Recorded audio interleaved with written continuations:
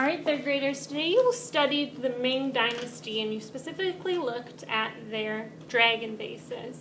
So today what you're going to be doing is two pieces. You are going to be starting your dragon vase collage, so you need to grab a small white piece of paper for your dragon vase and a large white piece of paper for your background.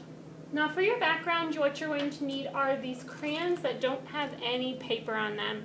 What we're thinking about is doing just a quick background, thinking about that element of our value, meaning lights to darks. So I'm just going to choose two colors, and I'm thinking about that color blue, and I want it to really stand out, so I'm going to do some warm colors.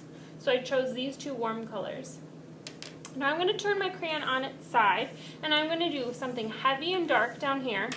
So I can create a heavy and dark value with crayon by going over it many times, layering the color, but also by how hard I press. So I'm just quickly laying down some color so that I've got a background to build on next week. Okay? As I get closer to the center, I'm going to have it be darker.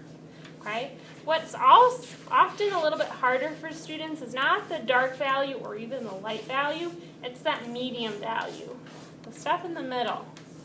Okay, so kind of play around with that so that you have a nice value change going from your darkest color to your lightest color. And I want it to be dark with my opposite color over here. So I'm going to fill in my background first. Make sure your name gets on the back with your class code, Miss G, and your class code. On your second piece, you are going to be working with a smaller piece of paper and some blue crayons and a blue marker. Okay? The Ming Dynasty focused a lot on blue patterns on their vases. So to make my vase, I want it to be symmetrical, so the same on both sides. What happens on one side is going to happen on the other. So to cut out a symmetrical shape, I can just fold it in half. I'm going to choose mine to go hot dog ways because I want my vase to be tall. But if you wanted to go hamburger vase, your vase would be a little bit wider. I want mine to be tall and thin, so I'm going to fold it in half hot dog ways. With that fold line in the middle is kind of like my spine of my back. I'm going to keep that in the middle, and on the side I'm going to draw my vase. Okay? Now, parts of a ceramic piece are kind of like the body. So on the top I've got the lip, and then this long part's called the neck. The part that goes out is the shoulder.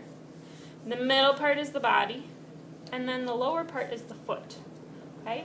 Notice how I'm drawing out half of my ceramic base, okay, with the fold line in the middle.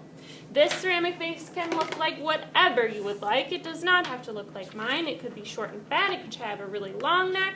There's all sorts of different vase shapes for you to draw. Cutting it out, making sure the fold line is in the middle. My fold line is not in the middle. It's not going to work out. My scrappy scraps go in the trashy trash. I open it up and I have a symmetrical vase. My name needs to go on the back. Miss G, and my class code. From here, I need to start sketching out what I want my dragon to look like. My dragon is a fanciful creature. It is made up. I'm creating my own dragon in my mind, but I'm also thinking a little bit about those stories that we talked about. So I'm thinking my dragon is going to look a little something like this. I start out by sketching really, really light. Okay? Barely can see it. Your dragon can look any way that you would like. There's no right or wrong answer.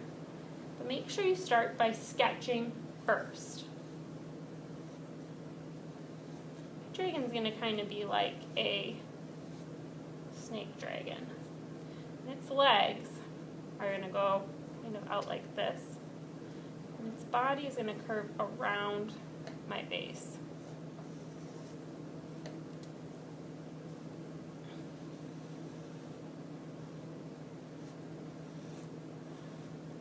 Tail. Okay. Once I have my dragon sketched out, I'm going to come back in with my blue marker and I can start to outline and color things in. I might think about some patterns in my dragon if he's got kind of like a scale pattern. Okay. Sketch out your dragon on your vase.